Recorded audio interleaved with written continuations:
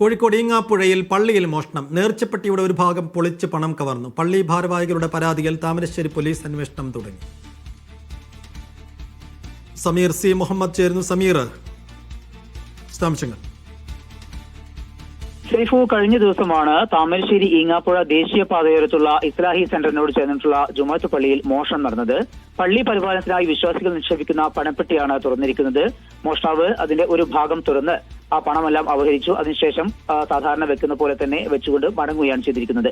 കഴിഞ്ഞ ദിവസം ഈ പള്ളിയുടെ ഭാഗം വൃത്തിയാക്കുന്നതിന് വേണ്ടിക്കൊണ്ടാണ് അവിടെ എത്തിക്കൊണ്ട് അതിന്റെ ജീവനക്കാരും അതുപോലെ തന്നെ അവിടെയുള്ള വിശ്വാസികളും അത് വൃത്തിയാക്കുകയായിരുന്നു. ആ വേളയിലാണ് പെട്ടി ഇങ്ങനെ ഇരിക്കുന്നത് ശ്രദ്ധയിൽപ്പെട്ടത്.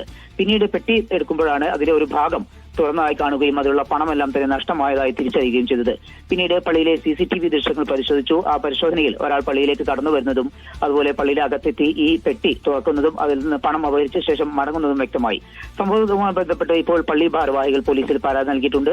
CCTV ദൃശ്യങ്ങൾ ഉൾപ്പെടെ ചേർത്തുകൊണ്ടാണ് താമരശ്ശേരി പോലീസിൽ പരാതി നൽകിയിരിക്കുന്നത്. താമരശ്ശേരി പോലീസ് അന്വേഷണം ആരംഭിച്ചിട്ടുണ്ട്.